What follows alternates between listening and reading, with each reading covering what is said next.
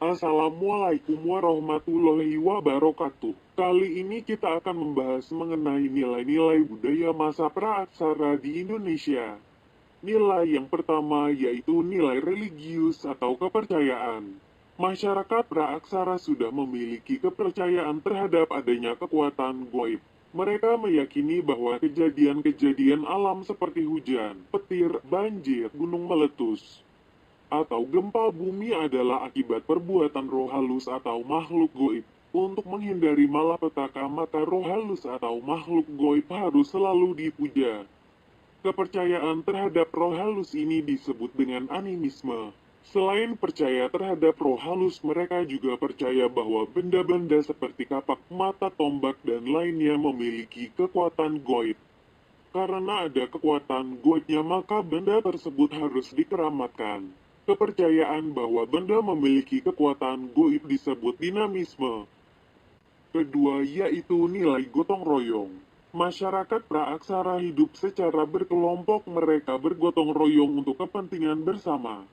Contohnya membangun rumah yang dilakukan secara bersama-sama. Budaya gotong royong juga dapat terlihat dari peninggalan mereka berupa bangunan-bangunan batu besar yang dapat dipastikan dibangun secara gotong royong. Ketiga yaitu nilai musyawarah. Dalam kehidupan berkelompok, masyarakat praaksara telah mengembangkan nilai musyawarah. Hal ini dapat ditunjukkan dengan dipilihnya pemimpin yang dianggap paling tua yang mengatur masyarakat dan memberikan keputusan untuk memecahkan berbagai persoalan yang dihadapi bersama. Keempat yaitu nilai keadilan. Nilai keadilan sudah diterapkan dalam kehidupan masyarakat praaksara, yaitu adanya pembagian tugas sesuai dengan kemampuan dan keahliannya. Tugas antara kaum laki-laki berbeda dengan perempuan. Hal ini mencerminkan sikap yang adil karena setiap orang akan memperoleh hak dan kewajiban sesuai kemampuannya. Kelima yaitu tradisi bercocok tanam. Salah satu cara yang dilakukan oleh masyarakat praaksara untuk memenuhi kebutuhan hidup adalah dengan bercocok tanam.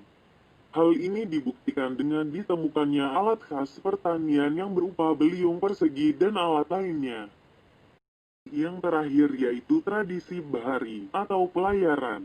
Masyarakat praaksara telah mengenal ilmu astronomi. Ilmu ini sangat membantu pada saat mereka berlayar dari pulau ke pulau dengan memakai perahu yang sangat sederhana. Perahu-perahu cadik merupakan bentuk yang paling umum dikenal pada waktu itu. Perahu bercadik adalah perahu yang kanan kirinya dipasang alat dari bambu dan kayu agar perahunya tidak mudah oleng.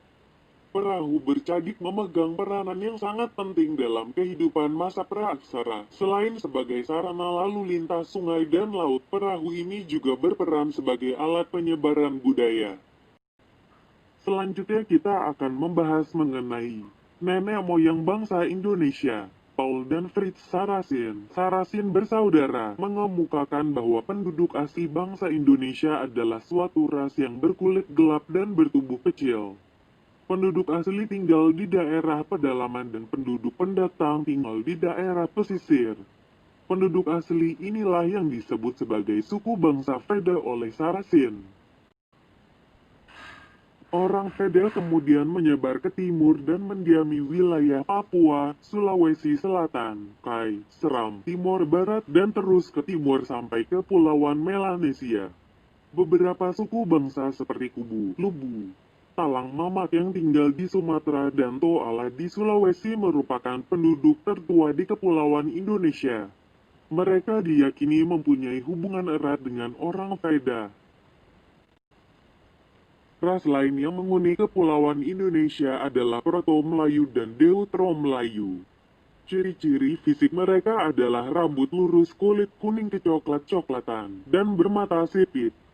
Proto-Melayu dan Deutero-Melayu tiba di Kepulauan Indonesia dalam dua gelombang kedatangan. Gelombang kedatangan pertama adalah Proto-Melayu, Melayu tua.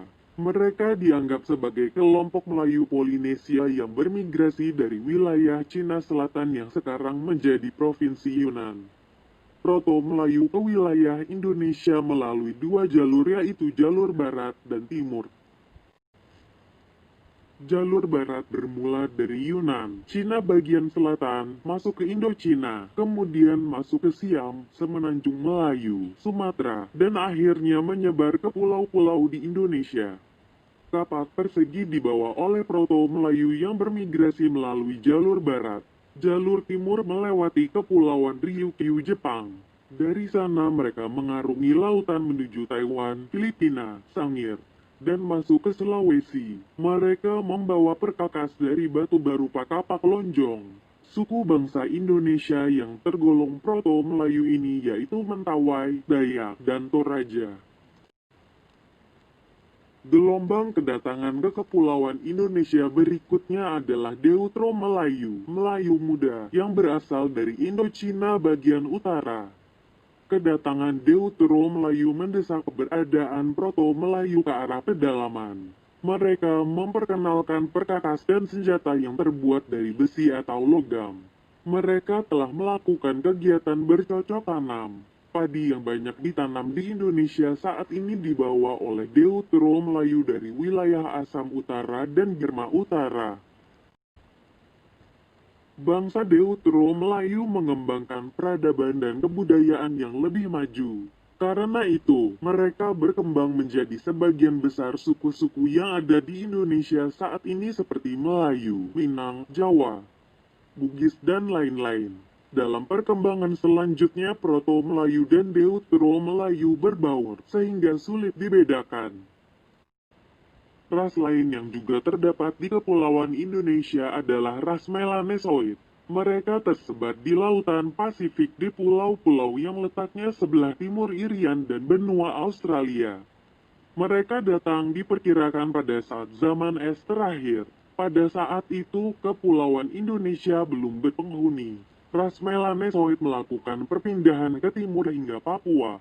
Selanjutnya ke benua Australia yang sebelumnya merupakan satu kepulauan yang terhubung dengan Papua. Pada perkembangan selanjutnya, terjadi percampuran antara ras Melanesoid dan ras Melayu, yang menghasilkan keturunan Melanesoid Melayu. Saat ini mereka penduduk Nusa Tenggara Timur dan Maluku.